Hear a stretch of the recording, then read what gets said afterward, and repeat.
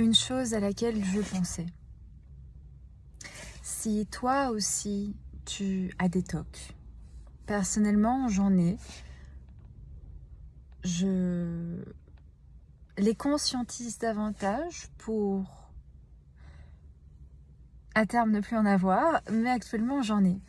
Et je me faisais une réflexion l'autre jour, c'est que quand tu attends de l'univers des signes, des réponses, souvent les signes vont être donnés quand tu te mets en mouvement et quand tu sors de ta routine, parce que quand tu es dans ton train-train quotidien, de toujours faire la même chose en mode peut-être un peu pilote automatique, eh bien en fait tu ne laisses pas de place pour la nouveauté, tu ne laisses pas de place pour la découverte, ne serait-ce que quand tu te promènes, de choisir un chemin intuitivement, même si tu ne sais pas vers où tu vas.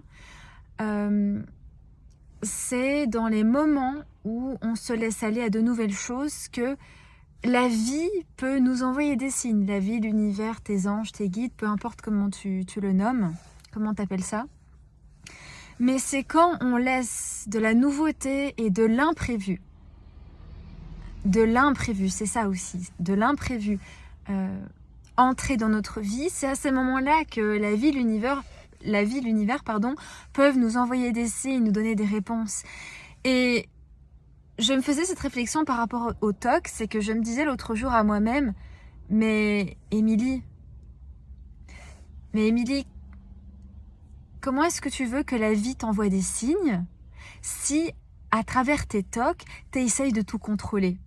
Parce que clairement, les TOC, c'est lié à de l'anxiété, de la peur et le besoin de contrôle face à l'incertitude. Et je me disais, mais si tu essayes de contrôler cette incertitude, et que tu essayes de contrôler la vie, parce que c'est ça en fait, les TOC, c'est vouloir contrôler la vie, comment les choses vont aller, être sûr.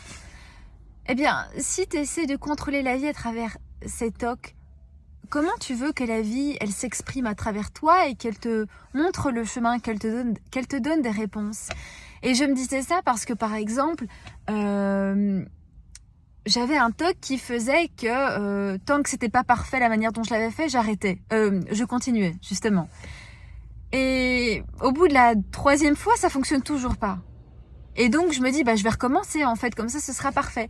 Et je me dis, mais, et si la vie t'envoyait un signe, qu'elle te disait, non, n'essaye pas, en fait, c'est très bien comme ça, tu verras ce qui se passera après, ce sera juste pour toi. Et je me disais, mais en fait, à vouloir contrôler et à vouloir absolument faire ses TOC et contrôler la vie, en fait, j'empêche la vie de s'exprimer à travers moi et de me montrer le chemin et de me donner des réponses. Donc, ce que je veux te dire à toi, c'est ça, c'est si toi aussi, tu as des TOC, que tu te reconnais dans ce que je dis et que t'attends, que t'as envie, t'attends des signes de la vie, dis-toi qu'en fait, la vie pourra s'exprimer à travers toi et te montrer ce qui est juste pour toi quand tu la laisse se faire avec fluidité. Et ça peut vouloir dire, en fait, cette 3e fois où tu as envie de faire le TOC, ne pas le faire. Ou même juste la première fois ou la 2e, enfin, c'est toi qui vois.